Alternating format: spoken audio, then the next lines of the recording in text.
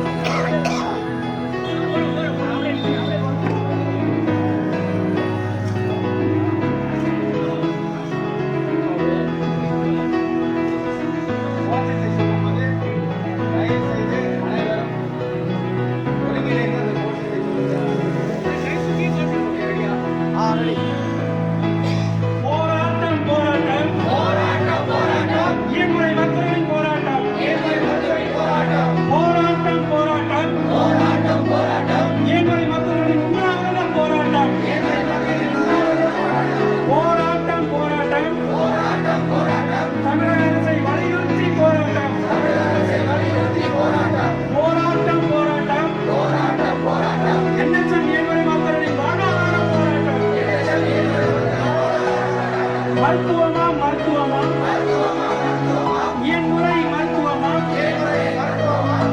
இயக்கம் இல்லாதோரை இயங்க வைக்கும் மருத்துவமா இல்லை எங்கள் மருத்துவமா நிர்ணயம் செய் குறைந்தபட்ச ஊதியம் 35,000 நிர்ணயம் செய். வஞ்சிக்காதே சுகாதாரத்துறையில் பணிபுரியும் இயன்முறை மருத்துவர்களை வஞ்சிக்காதே. மருத்துவம் மக்களை தேடி மருத்துவம் தமிழக அரசின் மருத்துவம் எண்ணற்றம் இயன்முறை மருத்துவர்கள் ஊதியத்தில் இல்லை சமத்துவம். தூண்டாதே எங்களை தொடர் போராட்டத்திற்கு தூண்டாதே.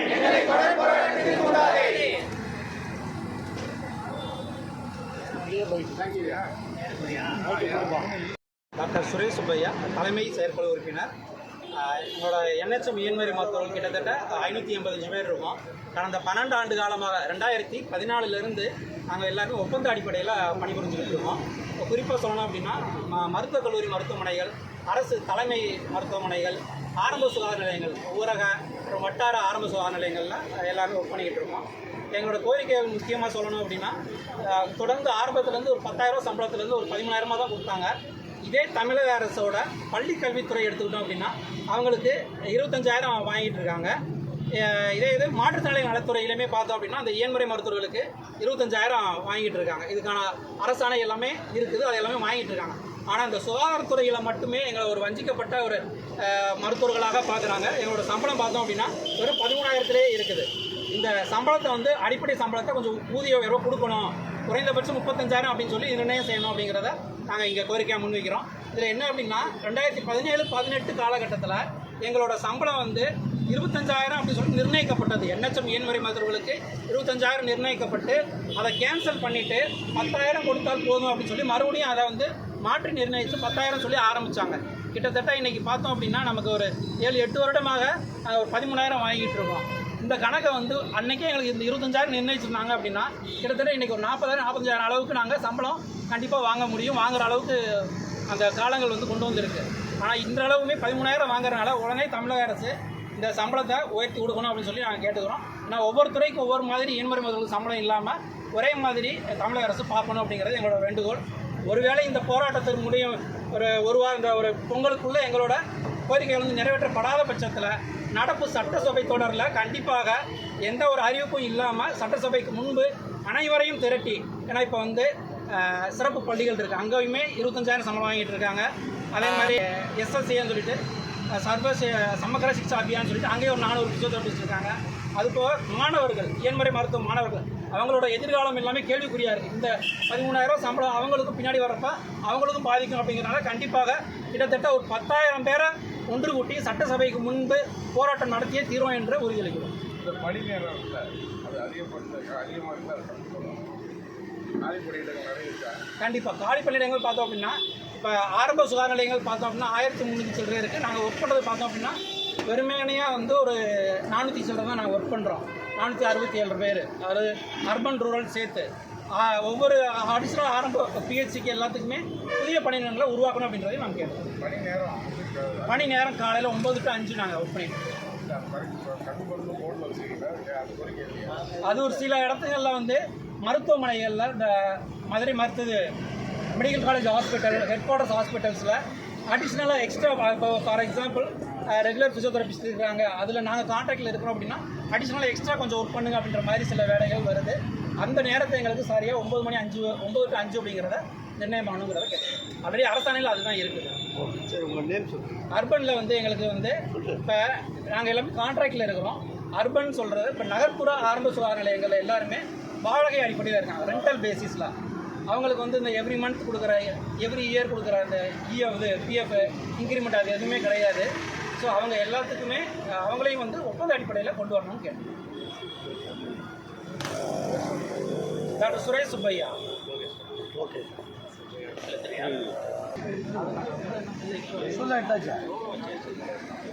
எடுத்தாச்சு, போஸ்டாக எடுத்தாச்சு, பைக் எடுத்தாச்சு, 3 மீட்டர் போட்டு அனுப்பிச்சிடலாம்.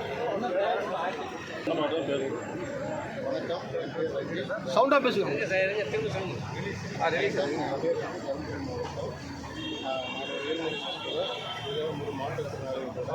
எங்களுக்கு அந்த தலைமைக்கு ஏற்ற ஊதியம் வந்து வழங்கப்படவில்லை. இதை நாங்கள் பல வருஷமாக நாங்கள் போராடி கொண்டு இருக்கிறோம். வந்து பார்த்தீங்கன்னா உங்களுக்கு கூட உங்களுக்கு வந்து முன்பணம் வந்து கொடுக்குறாங்க அப்படின்ட்டு சொன்னாங்க. அந்த முன்பணம் கூட எங்களுக்கு வாங்க முடியல. கேட்டாங்களே நீங்கள் வந்து ரெகுலர் கிடையாது, உங்களுக்கு வந்து முன்பணம் கிடையாது அப்படின்னு.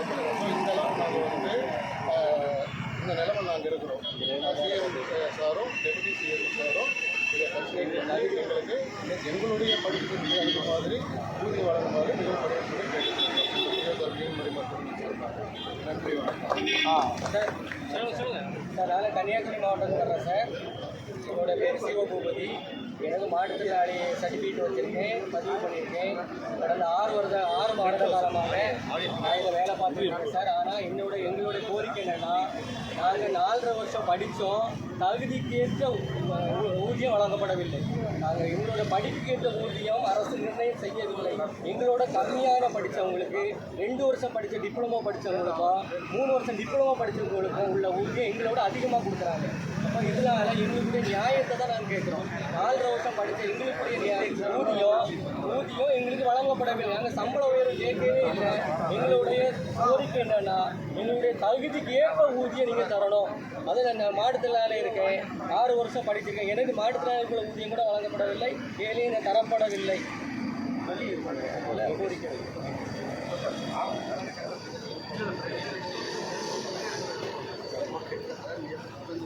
சார்,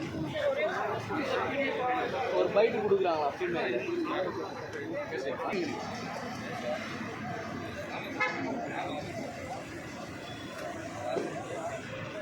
ரெடி சார், இந்த திட்டம் ஆரம்பித்த புதுசில் வந்து மினிஸ்டர் பார்க்கலாம் அப்படின்னு சொல்லிட்டு நாங்கள் ஒவ்வொரு வாட்டியும் ஒவ்வொரு ஆஃபீஸர்ஸையும் பார்த்து மினிஸ்டர் கிட்ட அப்பாயின்மெண்ட் வாங்குறதுக்காக எங்கள் டீம் பார்த்தீங்கன்னா காலையில் அவர் எந்த டைமுக்கு வாக்கிங் வருவார், அவர் எப்போ நம்ம மீட் பண்ணலாம் அப்படிலாம் பார்த்து அவர் வாக்கிங் வர டைமுக்கு எங்கள் தூக்கத்தை விட்டு எங்கள் ஃபேமிலியை விட்டு வந்து நின்று அப்பாயின்மெண்ட் வாங்கி செக்ரட்டரியேட் போனோம். 10 பேர் போனோம், 2 பேர் 3 பேர் தான் உள்ளே விடுவேன்னு சொல்லிட்டாங்க. அதுக்கப்புறம் நாங்கள் எங்கள் லோக்கல் எம்எல்ஏ வச்சு அவங்கள வச்சு பேசி உள்ளே போனால், உள்ளே போய் நாங்கள் இந்த மாதிரி இருக்கோம் சார், மினிஸ்டரை பார்த்து ஹெல்த் மினிஸ்டரை பார்த்து இந்த மாதிரி நாங்கள் ஃபிசியோதெரபிஸ்டாக ஒர்க் பண்ணிகிட்ருக்கோம், இந்த மாதிரி மற்ற ஸ்டேட்டெல்லாம் எங்களுக்கு இவ்வளோ சேலரி கொடுக்குறாங்க, நம்ம ஸ்டேட்டில் ரொம்ப கம்மியாக இருக்குது, எங்கள் வாழ்வாதாரமே இதனால ரொம்ப கஷ்டப்பட்டு வாழ்கிறதா இருக்குது இவ்வளோ படிச்சுட்டு அப்படின்னா. அதுக்கு அவர் பதில் சொன்ன விதம், சார் நீங்கள் அதுக்கு அந்த ஸ்டேட்லேயே போய் வேலை செய்யலாமே, இங்கேயே வந்து வேலை செய்யணும் அப்படின்னு சொன்னார். அதுக்கு எதுக்குங்க சார் நாங்கள் அவங்களுக்கு போட்டு எல்லாத்தையும் கொண்டு வந்து உட்கார வைக்கணும்? இது எவ்வளோ பெரிய கஷ்டமான ஒரு வார்த்தை இல்லையா? அது இதை கன்சிடர் பண்ணுங்க சார் கொஞ்சம். உங்களுக்குலாம் இதெல்லாம் வந்திருக்குமான்னு எங்களுக்கு தெரியல. பட் எனக்கு இது நடந்து ஒரு 3 வருஷம் ஆகுது சார். 3 வருஷமாக இந்த விஷயம் என் மனசுக்குள்ள ஓடிக்கிட்டே தான் எங்களோட கஷ்டத்தை சொல்றதுக்கு தான் உங்களை தேர்ந்தெடுத்து மினிஸ்டராக உட்கார வச்சிருக்கோம். ஆனால் உங்ககிட்ட நம்ம வந்து எங்கள் கஷ்டத்தை சொல்லக்கூட நீ அங்கேயே போயிடுங்க, நீங்கள் அங்கேயே போய் வேலை செய்யணும்னா நான் ஏன் உங்கள்கிட்ட வந்து கேட்கணும் கெஞ்சணும்? இது ஒன்று தான் சார் எனக்கு ரொம்ப நாளாக இருந்தது. இதை கேட்கணும்னு நினச்சா நான் கேட்கணும். கார்த்திக் காசு 13,000 ரூபா தான் சம்பளம்னா இதுக்கு எதுக்கு சார் நாங்கள் 4 வருஷம் படிக்கணும்? இந்த கோர்ஸே நீங்கள் பேசாமல் பேன் பண்ணி விட்டுடலாமே. தேவையில்லாமல் நீங்கள் வந்துட்டு இதை வந்து போட்டுட்டு நாங்கள் தான் இப்போ வந்து சஃபர் ஆகிட்டோம். நீங்கள் இப்படியே தான் இருப்பீங்க அப்படின்னா இந்த காலேஜஸ்லாம் க்ளோஸ் பண்ண சொல்லியிருக்கோம். தேவையில்லாமல் வர எங்களை மாதிரி நாங்களும் வந்து தெரியாமல் தான் வந்தோம். டாக்டர்னு சொல்லிட்டுனால வந்தோம். அந்த மாதிரி எவ்வளோ பசங்க இப்போ வந்துட்டு இருக்காங்க. அதெல்லாம் வேண்டியதில்லை. நீங்கள் இதை ஃபுல்லாக இந்த பேன் பண்ணி விட்டுருங்க. எங்களோட இது முடிஞ்சு போகணும். அதே மெட்டர்னிட்டி லீவ் சார். நான் இப்போ எனக்கு 1.5 வயசு குழந்தை இருக்கா. நான் வீட்டை விட்டுட்டு தான் வரேன். 6 மாதம் லீவ் தான் சார் எங்களுக்கு கொடுக்குறாங்க. 6 மாதத்துக்கு அப்புறம் நான் நெக்ஸ்ட் டே கொண்டு போய் ஜாயின் பண்ணணும். என் குழந்தைய 6 மாதமும் இன்னைக்கு 1.5 வயசு நான் என் குழந்தைய ப்ளே ஸ்கூலில் விட்டுருக்கேன். இந்த டிசம்பர் மாதம் வரைக்கும் என் குழந்தைய தூக்கிட்டு தான் சார் நம்ம MTM டீமில் வேலைக்கு போய்கிட்டு இருக்கேன். வந்துட்டு இருக்கேன். இமெயிலுக்கே இப்போ